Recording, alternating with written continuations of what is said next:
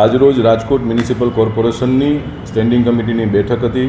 આ બેઠકની અંદર ભારતીય જનતા પાર્ટીના અમારા રાજકોટ શહેરના અધ્યક્ષ ડૉક્ટર માધવભાઈ દવે અને માનનીય મેયર શ્રી નૈનાબેન પેઢડિયાની અધ્યક્ષસ્થાનની અંદર ભારતીય જનતા પાર્ટીના સૌ કોર્પોરેટર મિત્રોની અધ્યક્ષસ્થાનમાં આજે હાજરીમાં બેઠક પૂર્ણ થઈ છે।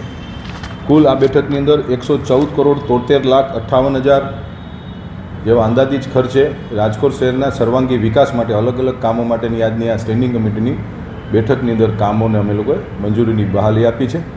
કુલ 33 દરખાસ્તોમાંથી એક દરખાસ્ત એવી હતી કે જે સેન્ટ્રલ ઝોનમાં કનક રોડ ઉપર જે ફાયર સ્ટેશન નવું ફાયર સ્ટેશન બનાવવાની જે દરખાસ્ત હતી એમાં ભાવોની જ્યારે ચકાસણી કરવામાં આવી ગત સ્ટેન્ડિંગ કમિટીની અંદર પાછલી 3 સ્ટેન્ડિંગ કમિટીમાં માનનીય રાજ્ય સરકારશ્રીની સૂચના મુજબ દર 2 લાખની વસ્તી એક ફાયર સ્ટેશન બનાવવાની જે દરખાસ્તો આવી હતી આ 3 ફાયર સ્ટેશન મવડી રોડ ઉપર બજરંગવાડીમાં અને કોઠારિયા રોડ ઉપર વિરાટનગરમાં 3 ફાયર સ્ટેશનમાંની જે તુલનાત્મક જે ભાવો નક્કી કરવામાં આવ્યા એ ત્રણેય ફાયર સ્ટેશન G+7 હતા। આ G+3 હતું અને ભાવ પર સ્ક્વેર ફીટના ભાવ વધુ આવતા હતા।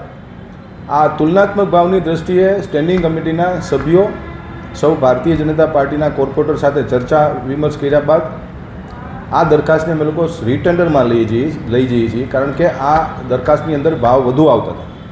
બાકી તમામ દરખાસ્તોને અમે લોકોએ મંજૂરી આજે આપવામાં આવી છે। કેવીભાઈ, ખાસ 1 ઓક્ટોબરથી રાજકોટમાં નવા રોડ કારણ કે વરસાદના કારણે ધોવાણ જે ખાસ રાજકોટ શહેરની અંદર 1 ઓક્ટોબરથી સમગ્ર રાજકોટના 18 વોર્ડની અંદર જેટલા ટીપીના રોડો છે, જેટલા રોડ રસ્તાઓ જે શેરીમાં જે ખાડા પડી ગયા છે એ ખાડા બૂરવાના, નવા રોડ રસ્તા બનાવવાના। જો વરસાદ ન આવે તો 1 ઓક્ટોબરથી રાજકોટ શહેર મહાનગરપાલિકા દ્વારા મોટા પ્રમાણની અંદર રોડ રસ્તાના કામો અમે શરૂ કરવા જઈ રહ્યા છીએ।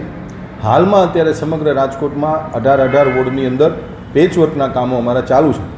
જ્યાં જ્યાં જરૂર પડશે ત્યાં નવા એક્શન પ્લાન મુજબ રાજ્ય સરકારે ભારતીય જનતા પાર્ટીની ગુજરાત સરકાર માનનીય ભૂપેન્દ્રભાઈ પટેલ સાહેબની સરકાર દ્વારા પૂરતા પ્રમાણમાં નાણાં રાજકોટ મહાનગરપાલિકાને આપવામાં આવ્યા છે રોડ રસ્તા બનાવવા માટે અને 1 ઓક્ટોબરથી અમે લોકો રાજકોટ શહેરની અંદર નવા રોડ રસ્તા બનાવવા જઈ રહ્યા છીએ।